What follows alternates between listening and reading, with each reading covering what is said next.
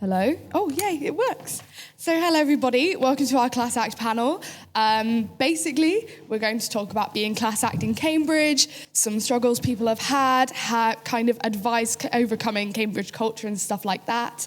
The way this is going to work is that we're going to have half an hour where we're just going to have a bit of a chat, and then half an hour for you guys to ask any questions that you have, if that's all good. So today we have three lovely people who are involved in various Class Act campaigns throughout Cambridge. We have Jez Brown, who is the Learning and Development Director for the 93% Foundation at Cambridge. We have Dr. Sean Holden, who is the Director of Studies for Computer Science at Trinity. And we also have Fatima Sarah Youssef, who is a second-year HSPSer at Lucy Cavendish. So if you guys can just go around, introduce yourself, maybe say a little bit about your experience as Class Act and involving in Class Act at Cambridge. Is that good? Yeah, sure. Yeah, hello everyone. I'm Jez. I guess my Class Act credentials, very much first gen. My mum didn't finish high school, so definitely one of the most educated people, sort of from my background. Working class, low income, and whatnot, ticking off the boxes. In terms of like Class Act activism, I was the Class Act president a little while ago, although for a brief period, have sort of continued that work with the 93% Foundation, which you should all get involved with. The club is sort of being brought back to life recently in Cambridge. Great committee for stateschool students, so I would encourage that you get involved with that. But yeah, I guess I'm here to talk about being Class Act in Cambridge and class struggle and whatnot. Very passionate about it as something that we all have the great fortune of experiencing in a place like this. But I'm sure we'll talk about that more as we go on, so I'll pass on. Hi, I'm Fatima. I'm a second-year HSPSer at Lucy, and I guess my experience of being Class Act, like being on free school meals, that's one. And yeah, just like being working class, being the first in my family to be at Russell Group University. I think in terms of like my activism, I guess like being here, I'm going to take that as one. I do like help mentor a lot of people like at my school in getting more people to like actually think that Cambridge like is an option. Because I feel like for me that was probably the hardest thing. Like I was like being at Cambridge, like it's never going to happen.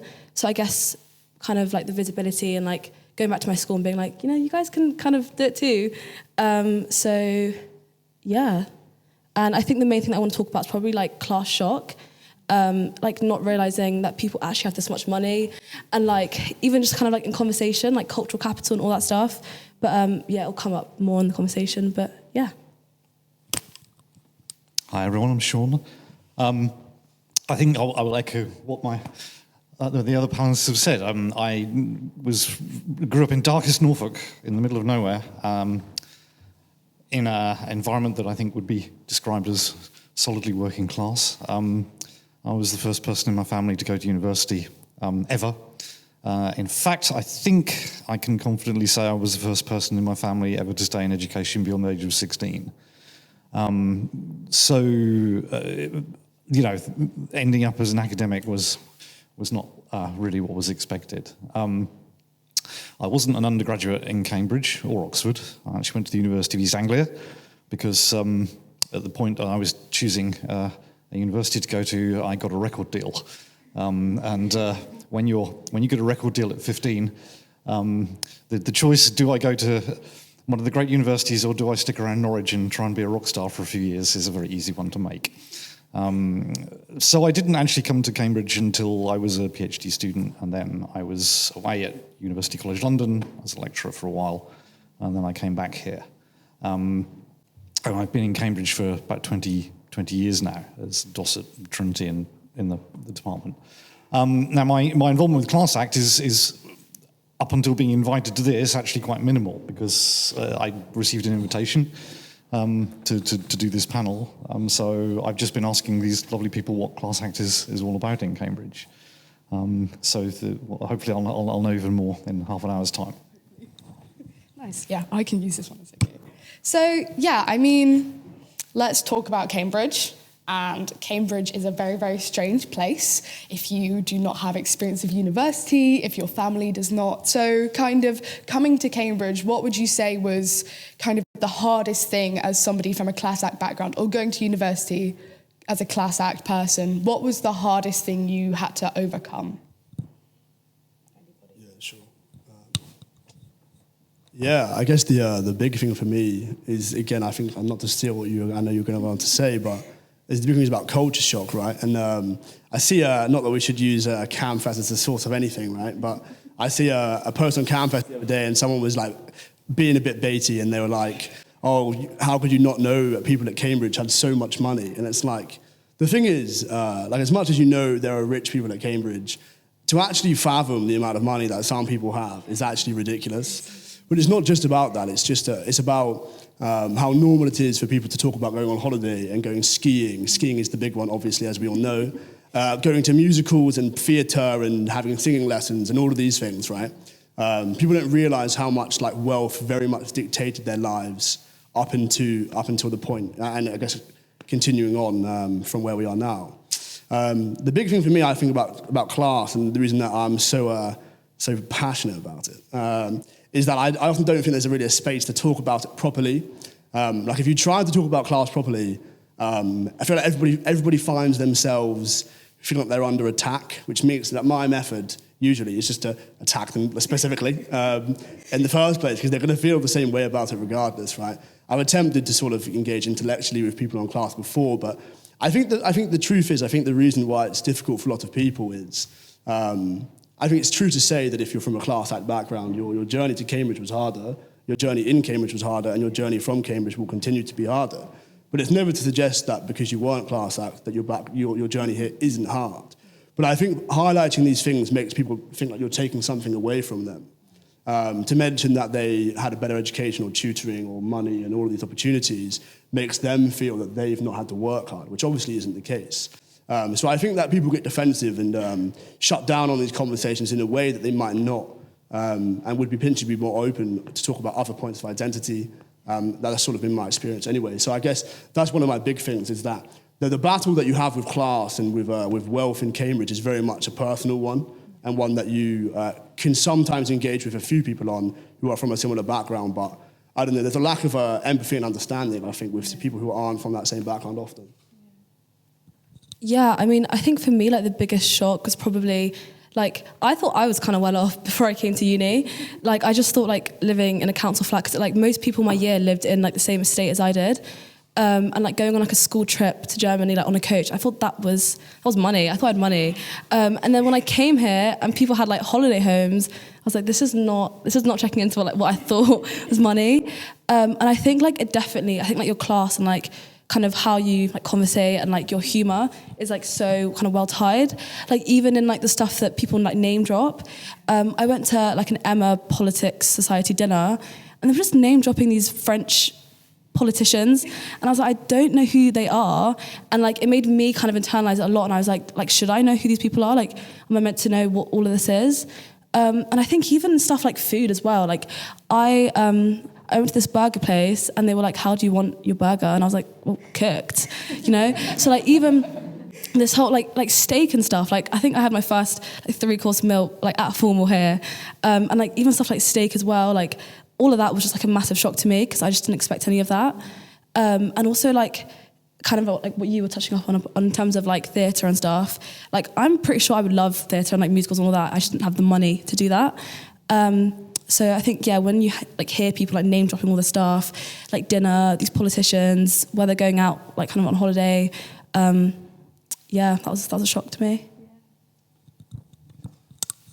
I'm sort of thinking back on this now, and my experience may have been a little different, but it might just be because I'm quite thick-skinned. I do remember meeting people, for want of a better phrase, sort of from the landed gentry. And because I'd grown up in Norfolk and my grandfather was a gamekeeper, I'd kind of already done that. And I just kind of got on with them. We kind of joshed off each other a little bit. There would occasionally be a conversation, for example, Sean, I'm so excited, Mummy and Daddy have bought me a day's hunting for Christmas. You might bump into some of my friends. Oh, do they hunt? No, they're all saboteurs. And, when I got into rowing, there was kind of occasional joke about getting a boat with space for a teepee. That was a good one. But as a rule, I kind of found the kind of cultural expansion actually nice. I just sort of kind of threw myself at it. Do you want to do a Nietzsche reading group? Hell yes, I'll do that. That sounds fun. And on the whole, I experienced relatively little in terms of friction, as far as I can tell, because of my background. There was the occasional comment about ripped jeans. In my more recent experience, I recently had a famous ex-politician be incredibly rude to me at a college dinner. That's probably the only real down point I can think of. But, like I said, I'm fairly thick-skinned, so maybe I just didn't notice that people were treating me or looking or badly or looking down on me. I'm not sure. Yeah, I think the cultural expansion opportunities at Cambridge are really, really exciting. But I do also wonder, when you've come from that background where it's all very alien to you, how do you feel like you can get yourself involved in that? How do you get yourself placed in that? Instead of it being alienating, how do you kind of find a way to take on those new exciting opportunities? I just turned up. Nice, yeah. And did it. Yeah, that works. Yeah. Yeah, I think that is the advice, right? Like, with these sorts of things, you do just have to live boldly a bit, right? When I came into Cambridge, my approach was very much like, yeah, I don't care what anybody thinks. I've been reminded about how I acted on my first day in Cambridge a number of times, and it was largely intentional. I was just like, I literally couldn't care like what opinion you form of me, you city bourgeois brigade, right? Like that was sort of my attitude. I ran for JCR like very quickly.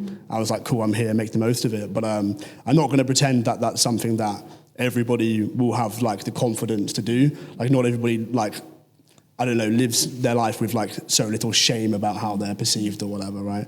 And not that people should be shamed for their background, but it's true that they are, and that's something that we can't suggest otherwise. So I guess the advice is to just have confidence in yourself and your ability to thrive and achieve at the same level as everybody else in whatever it is you choose to do, but also find comfort in supporting other people from your background and try to go together or whatnot. But most people are pretty chill, right? Like I think it's a similar situation where as much as I complain about this all the time, I think I probably met like 2 people who I think, I remember one time, one of the few times I dared to go to Pret in like Lent term of first year where I convinced myself I was now a man of productivity. I wasn't. And I was sat next to these people and they were talking about like where they're going to go on their year abroad or whatever. And they're like, but I've already been to all of these places. Like I've got nowhere left to go. And I was like, Jesus Christ. Like that's when I thought I'd finally met the people I was born to hate, right?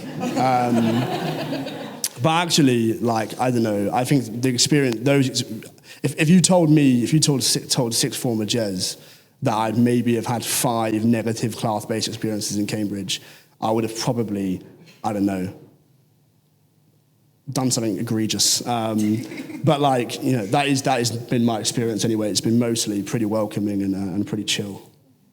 Yeah, I think like one thing for me, I think like the first few weeks did take me like a while to adjust. But then I like spoke to my mum about it because I was like, I don't know any of these people. And she was like, well, do they like know any like Somali singers or like Somali artists or anything?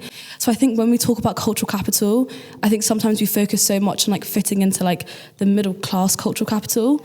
And it's like, I have cultural capital, and like it doesn't like fit into like the middle class culture capital or like kind of like the narrative, but it doesn't mean that I don't have any. So I think I definitely like stopped internalizing it, and I just kind of embraced it. I was like, yeah, I don't know who this weird, what steak tartare is or something, but like, like there are loads of things that other people don't know about like my ethnic background and stuff. So I think like the discussion about cultural capital, I think should probably be like reframed, because that would definitely help people like, I guess, stop internalizing it and thinking that there's like a problem with them. It's just that other people just don't know about your background, I guess. So, yeah. I mean, yeah, so let's talk about a bit more about cultural capital, embracing your own cultural capital.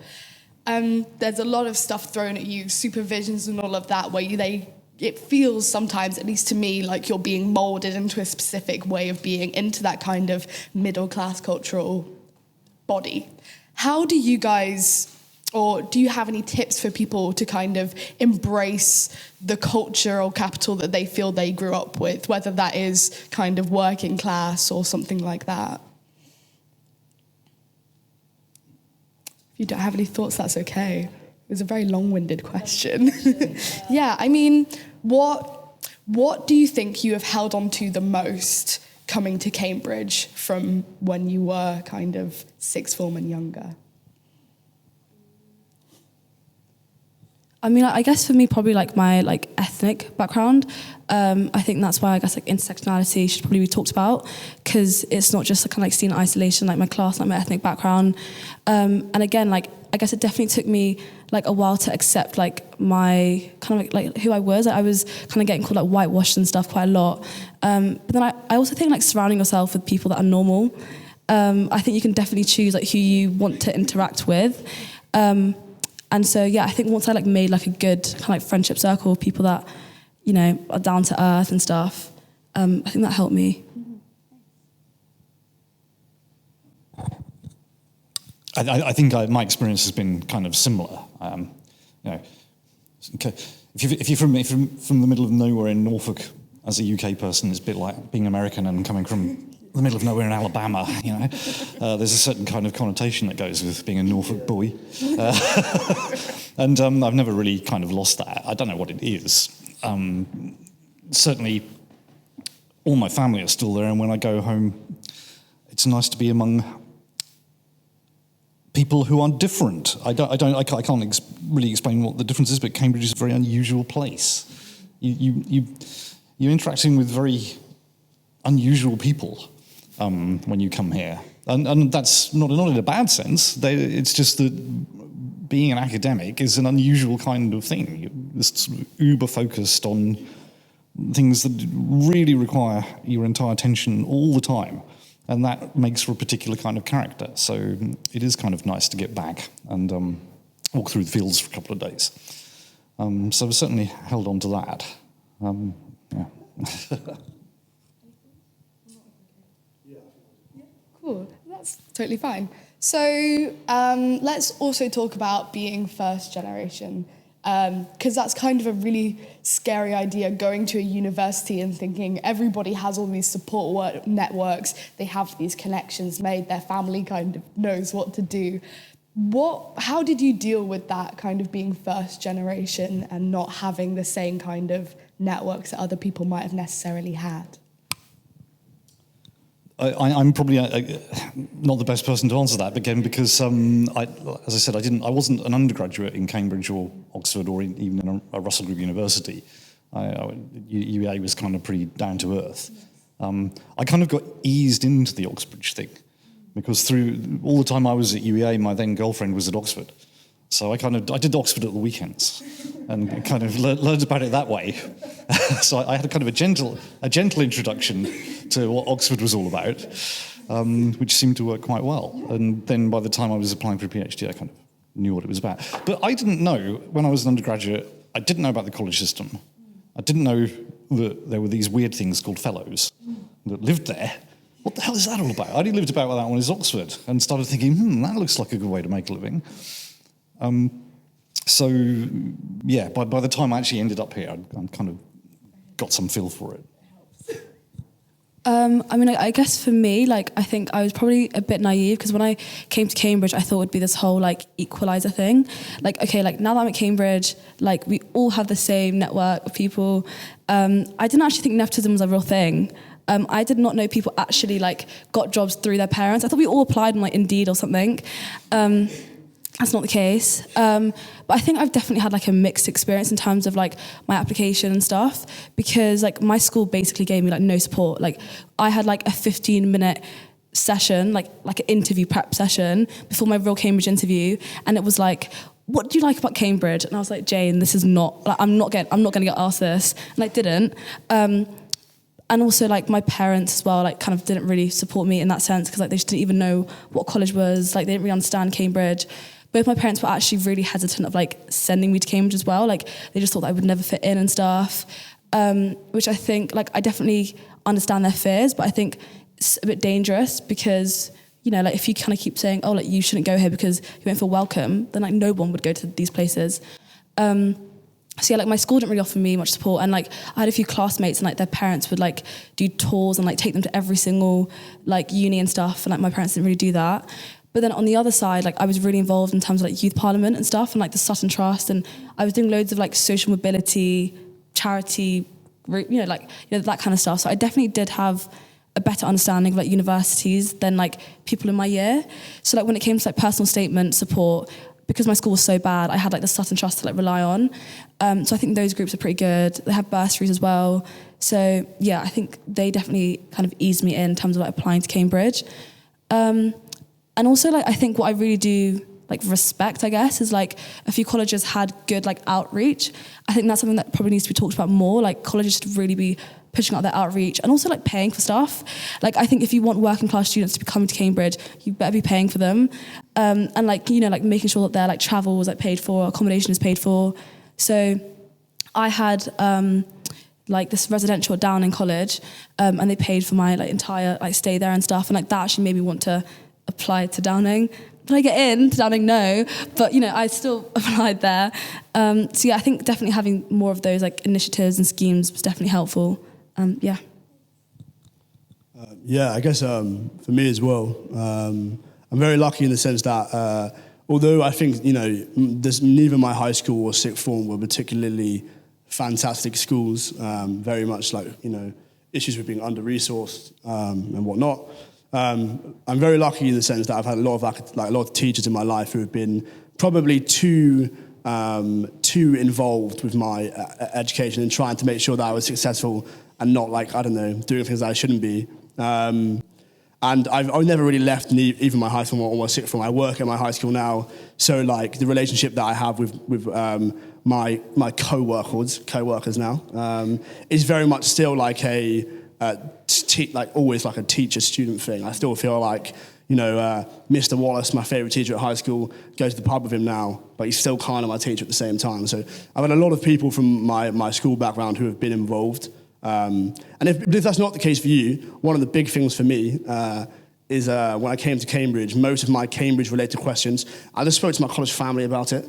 So my college dad, you know, good friends, and pretty much like, I don't know, very, very lucky that he knew everything there is to know about Cambridge. So if I had any questions about work or about like what's going on with some weird Cambridge enigma or whatever, I just ask him and he'd give me the answer. So I think the main thing is if you're feeling like you don't have support at home, there's plenty of support about. You've got to like find the right people that you're comfortable talking to or whatnot. And if not, failing that, so much information online if you look for it. College websites are getting better at being accessible. So I think you can find that support in different ways if you look for it. Cool. So we'll do one more question and then we'll open up to the audience. So just a really, really quick one. Are you guys glad that you came to Cambridge? Nice and simple. Yeah.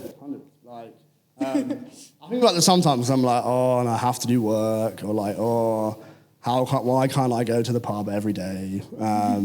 Why do my friends want to go to the library? You know, many of my friends, you know, will know this pain of having to listen to me say this every day. But I think you get so much out of it, right? Like, you mentioned nepotism and stuff, but like the Cambridge nepotism is crazy. Like the Cambridge brand is ridiculous. Like I went and did like a little work experience thing in London, and there were 4 people in the office of about 10 people that all went to my Cambridge college.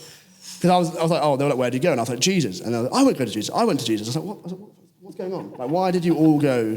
There's like 60 colleges across Oxford and Cambridge. Why did you all go to Jesus, right? And I've got a lot of opportunities just from having been here. But also, I think as much as there's much to dream for with the social life, I think that it is still much better in many ways that are suitable to me anyway, than a lot of places. So, you know, 100% very glad of it. Yeah, I'm very glad that I'm here. I think also in terms of like financial support as well, like getting like the bursary shout out to the bursary, it's amazing. So like I think like having that is really good, because I know like a lot of my other friends that are like at like different unis, like they just can't afford to eat or like have their rent, like, you know. So I think like having that like financial support at Cambridge is really nice. I think we also are treated pretty nicely as well, like having, you know, all this extra stuff that you get. It's pretty good. And again, like just like with the whole like career stuff, like I've gone into so many like work experience stuff, and like I'll mention Cambridge and they're like, oh wow, like, you know, so like, you know, I do love a bit of the attention that comes with like the Cambridge brand. And so yeah, I think it definitely like does open a lot of doors, and I'm grateful for that. So yeah. Yeah, Cambridge completely changed my life. It massively expanded my horizons and opened up all sorts of stuff to me that wouldn't otherwise have been experienced.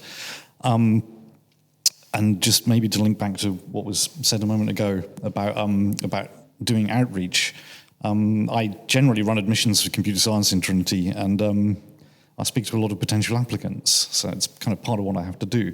And I'm constantly saying to them, just apply, all right? Just do it.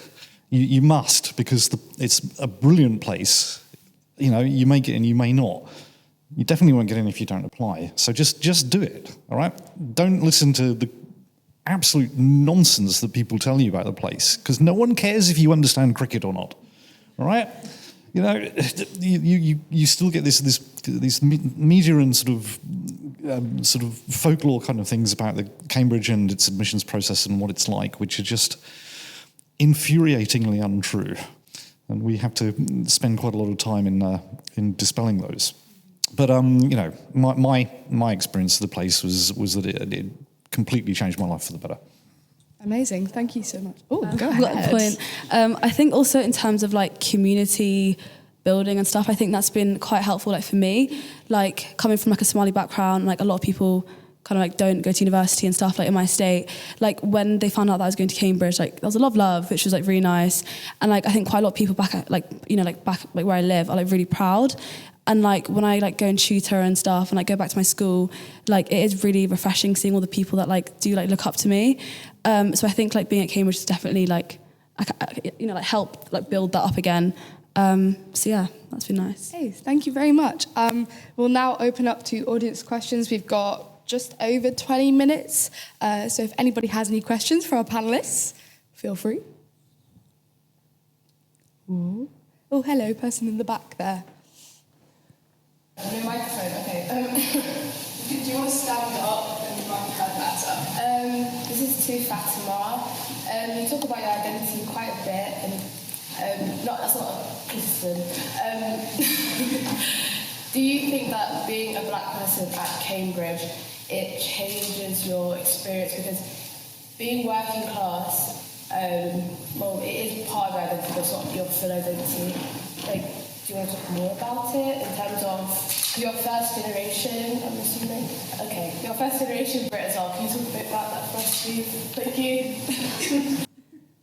Wait, so just to clarify, like my experience about being like black. Okay, nice.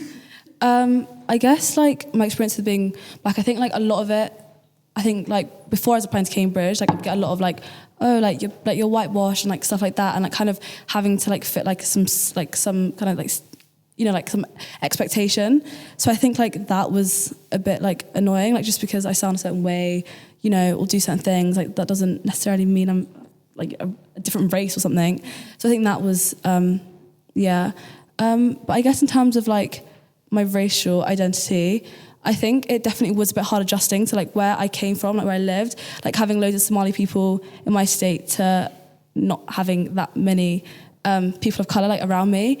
But I think like it's definitely helped, like kind of like surrounding myself with people that are like people of colour. That's been pretty nice. Yeah. Yeah, cool. Anybody else? Various questions about being class act, experiences, any worries you might have. Yes, hello. I'm Council, and this is the partner as well. Regarding the culture capital, could you just expand on it, like what you discussed earlier? I guess like I think like the hardest thing I found about like cultural capital was definitely like trying to like fit into conversation.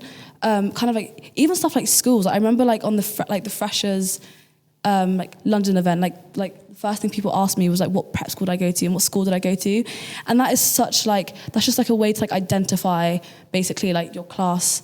And so like, I think that was one. Even stuff like holidays, like ski, like I remember like I came out of my lecture, like the one lecture I went to last year, and everyone was talking about like the ski resort, Val, whatever. And like they were all just like relating about it. I'm like, I don't know what this is. This is not relatable. So yeah, I think I definitely struggled, I guess, like at the start in terms of like fitting into conversation. But then I also think I internalized that as well quite a lot. I thought like I was the problem, and that like, oh, I should probably just like research and, you know, learn more about the arts and books and, you know, watch more cricket, I guess. But yeah, I think like after a while, when I just kind of accepted like who I was, and I was like, I actually do know quite a bit. Yeah. Do either of you guys have anything to say about cultural capital? It's okay if not, just checking. Yeah, I think there's sort of two things I'd pick up here. I think the thing with cultural capital mainly is that like, I don't know, there's this weird like cultural capital agenda in the UK at the moment where like, so because I work at a school, and you see in a lot of the PowerPoints, it'll be like, we must do more to like improve cultural capital. And it is very much like, let's reinforce, and it's nobody's fault, but it's just a sort of misunderstanding, I think, about how cultural capital works. It's like, let's reinforce these historically entrenched, notions of what is good and what is bad. And I think Fatima was right about like, quickly you realise, I mean, for a while, potentially you go through these moments of like being conflicted if you didn't know about this thing that everybody knew about or whatnot. But quickly you come to realise that actually very little of this is important. And sometimes it can feel important to like be comfortable or assimilate, but like you don't need to assimilate. If you don't know, you don't know. Be confident in what you do know. The second thing I would say about cultural capital is related, but not entirely the same. It's about like language, and we spoke about this before the panel. Language and the way that you present yourself, like, I guess mostly through speaking. The big thing for me is I think people don't realise the extent to which, like, code switching is a huge thing in Cambridge. And I've had a few arguments about this. But, like, coming into Cambridge, you sort of are immersed in, like, almost one version of English all of the time. Obviously, there's people whose first language is in English, there's international students, there are people from different areas of the country. So, of course, there is differentiation, but there's this weird Cambridge English, which is, like, pretty neutral, pretty posh, pretty, like, I don't know, pretty, like just tame in many ways. And you without even intending to do so, you naturally pick this up. So when I remember I went home after first term, and I was arguing with my mum in the kitchen, and my mum's friend was like, "God, you are so posh." I was like, "No, I'm not posh. This is just how I've ended up speaking after like 8 weeks in Wonderland, supposedly." But then I come here, and it's like, oh, he's had too many drinks, and now suddenly he's talking like, and all I'm doing is talking how I talk all the time at home. And we spoke about this before. I was saying like, I don't know, I think increasingly this like big joke about like the top boy effect or whatever, right? If you say like brev or any of these words, like things that are very much normal, everyday language at home, you're just suddenly meant to be this like, you're trying to act hard, you're trying to be a roadman, you're trying to be something you're not. It's like, actually, no, this is just how most people talk at home. This is just very normal. But like in Cambridge, it stands up so aggressively that people feel the need to be like, why are you talking like that? Like, although even be like, you don't talk like that. I'm like, no, you've known me for like 1 year. I've known me forever, right? Like, I know how I talk, bro. Don't tell me how I talk. So I think that's a related thing, and it can feed into cultural capital because people make judgments about worth and validity based on the way that you speak and present yourself. And I know that you mentioned an instance where you were told you were intelligent, but you weren't communicating that enough because you weren't speaking in a particular way, or it was somebody beforehand.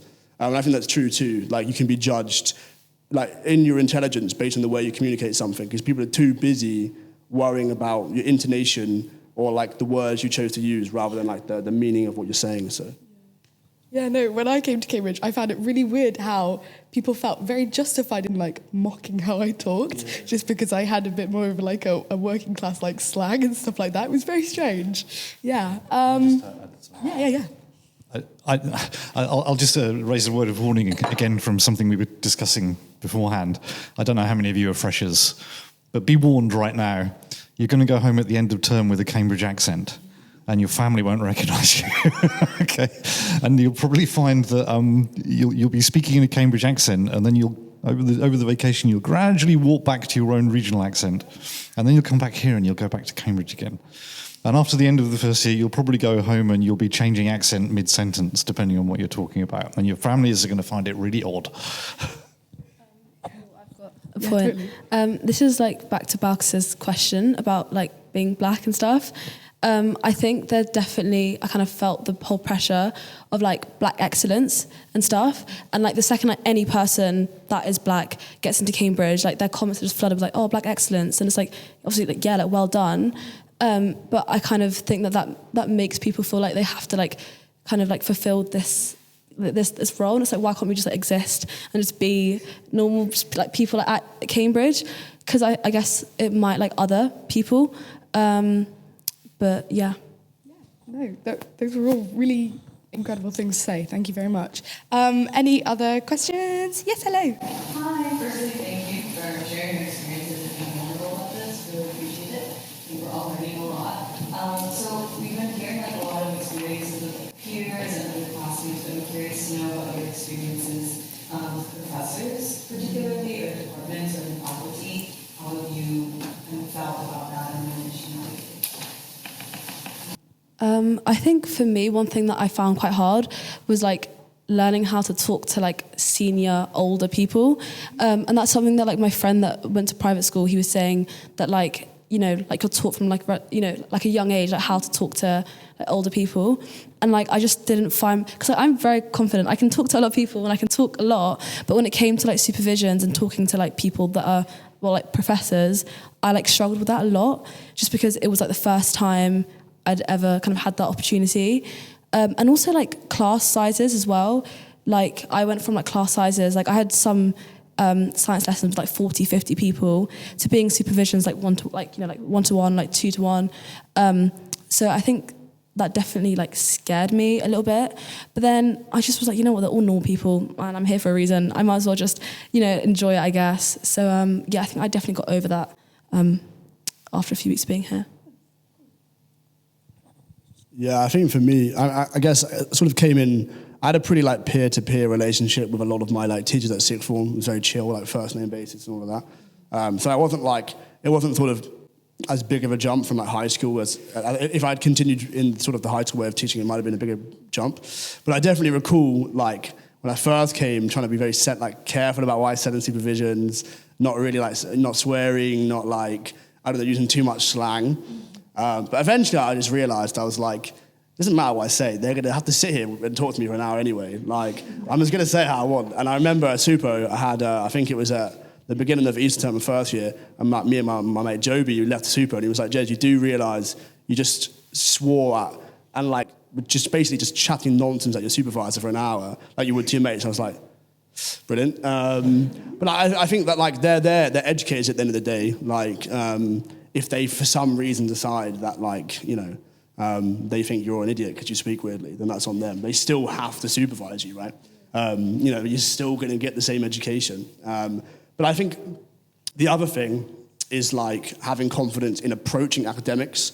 So, like, I had my, so I'm meant to be doing a dissertation, and getting my supervisor, I was like, who am I as a lowly HSPS student to be like emailing these like giants of academia, like, please supervise me, I beg. And that can be quite intimidating because of like the sort of the places on the hierarchy that you are perceived to be in Cambridge or whatever.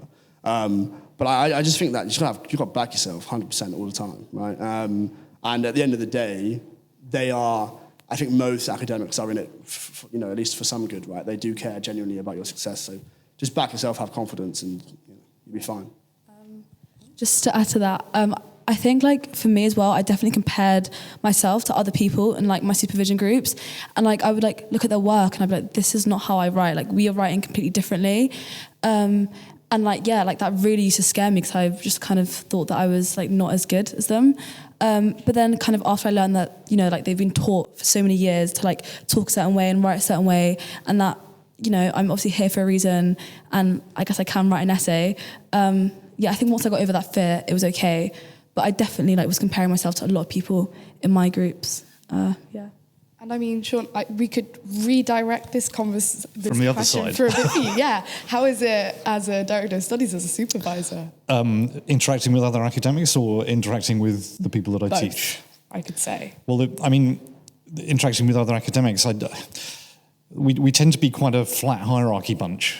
I mean, okay, there is a hierarchy of kind of job description and level and pay and what have you, but my experience in all the time I've been an academic has been that we don't really kind of respect that. It's just a sort of collaborative thing, and we have our arguments, and then it's fine.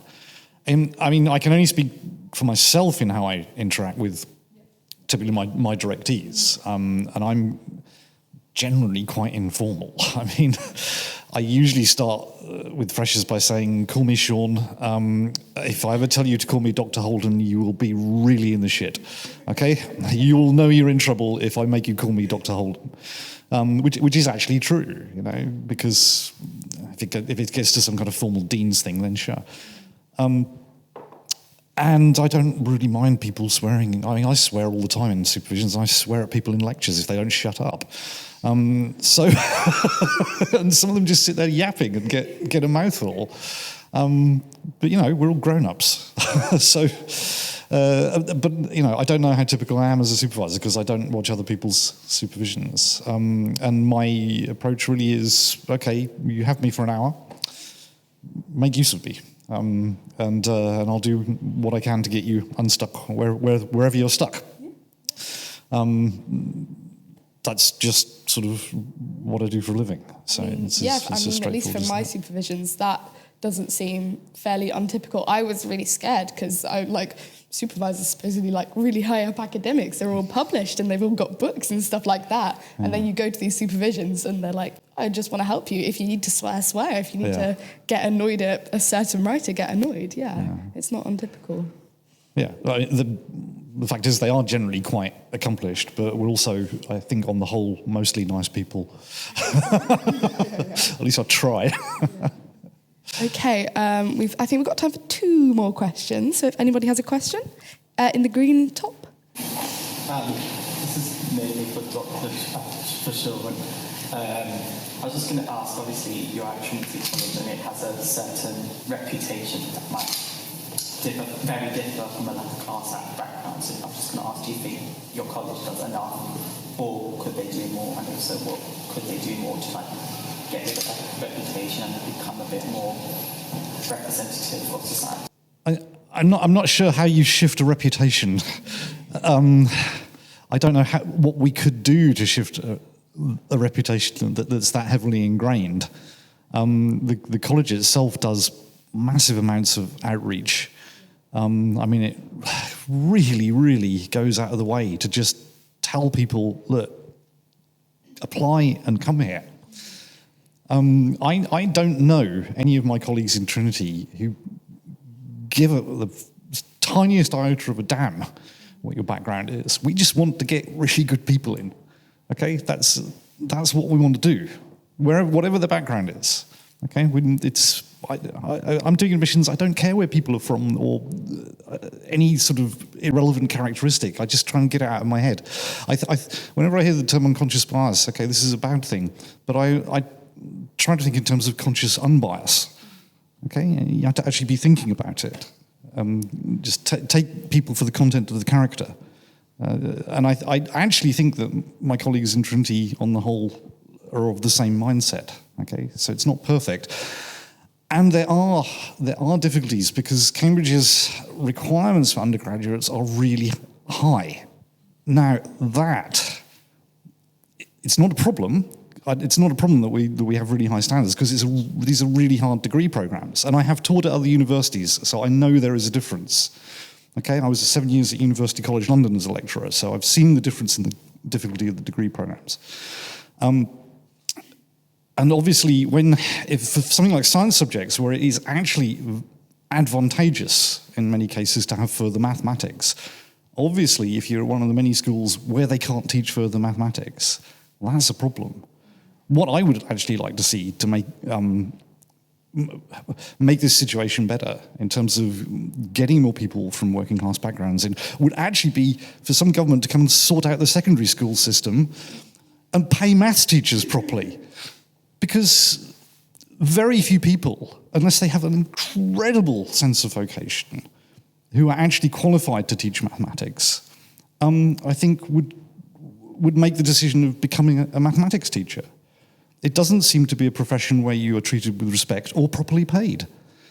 And certainly someone who comes out of this university with a degree in mathematics can go and work for hundreds of thousands a year in a hedge fund and just isn't going to consider being a maths teacher.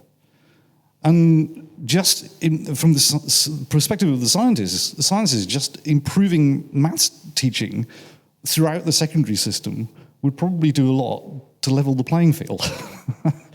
But at the minute, we have that kind of systemic inbuilt problem that schools that can teach further maths and schools with good maths teachers are going to be producing applicants who are better set up at that hurdle to get through the admissions tests. Okay, so I think that's what I'd like to see.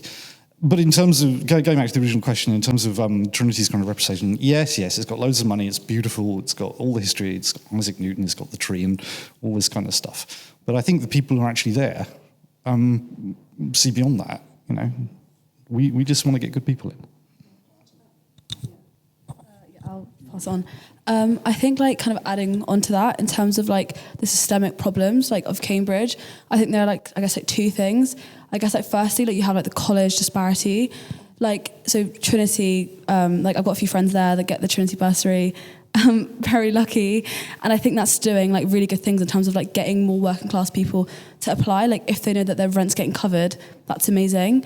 But then also you have working class people like me, you know, so I go to Lucy Cavendish that prides itself on like taking in loads of state school kids, but then when they can't afford to pay their rent, there's no support there at all. And, you know, like as much as I get angry at Lucy, it is like a kind of like a wider Cambridge problem. Like the fact that kind of you have like these big colleges that kind of hoard all this money.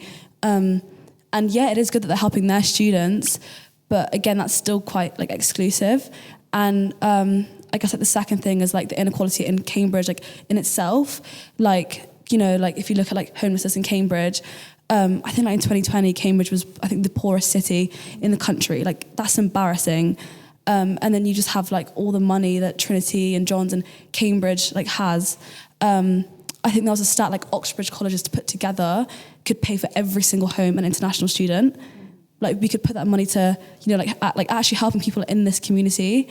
And I think like charities and stuff, like short term, is good for like helping people, but we've got the money and we're just kind of not using it, I guess, well, I think. Yeah, I was sort of going to just add to the point about like how much Cambridge should be doing versus how much like, you know, we should be doing as like as a society and as like a community, right? I think there's always, I'm always going to keep complaining at Cambridge, and from inside the house, I'm always going to keep, you know, trying to improve it. But I think we don't want to feed too much into this horrible media debate that always goes on that like Oxford and Cambridge aren't doing enough or whatnot. Because it's just cope, right? Like it's just like true. It is true, absolutely true, that Oxford and Cambridge can do far, far, far more. But we get caught up in this horrible debate, and it's like they're making it too easy now, and it's like our best and brightest private school kids are flying off to the Ivy Leagues or whatever, and all this fear mongering around it. But absolutely, like the issue is that the school sector is massively under resourced, right? And I was reading an article the other day by like a social mobility professor, and he was saying like, just in our terminology, right, the fact that we refer to people as disadvantaged as if it's almost, you know, like not their fault, but like where are we placing the burden, right? And really we should be referring to people all the time as under-resourced. Like this is untapped potential, right? One of the big things about access, and this is why I brought it up, is I recently worked at residential at my college, Jesus, which is known as being pretty good in terms of access, but it's still an old college. It's still the fourth richest, still very prestigious, right? But like, one of the big issues, speaking to the access team, is that they go to schools and the schools can't bring the kids because they ain't got any money, right? Like even though the school might provide free the college might provide free accom meals, might help with transport or whatever, the school's still gotta find a cover teacher. They're still gotta disrupt their curriculum. And and a lot of these schools, where a lot of these kids came into the school so far behind the national curve, every hour matters in getting that student to pass, just to get over that bump, right? So I think we have to be talking more about what we're not doing nationally and not what Cambridge and Oxford aren't doing, sort of on a very small scale. Yeah, thank you very much.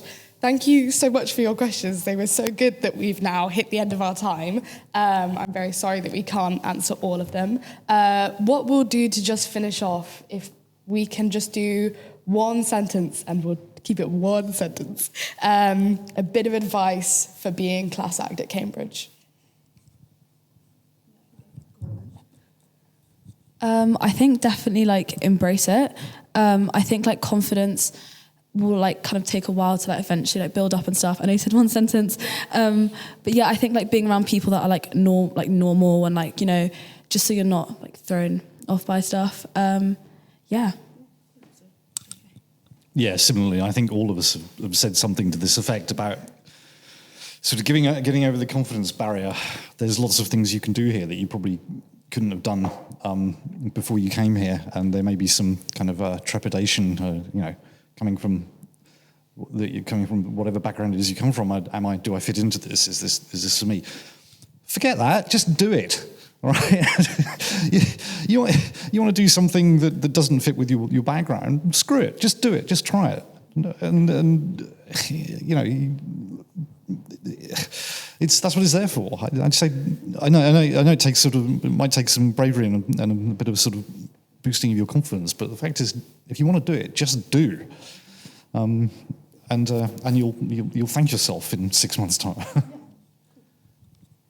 Yeah, just quite simply, I'd say live boldly and don't be ashamed to be yourself at whatever cost that might be to your life in Cambridge. I think it would only ever be for the best, but if you feel like you're sacrificing something and doing that, then maybe that thing is worth being sacrificed. Thank you so much, you guys, for coming and doing this. Thank you so much, everybody, for coming. I hope you have a lovely evening and come to more union stuff.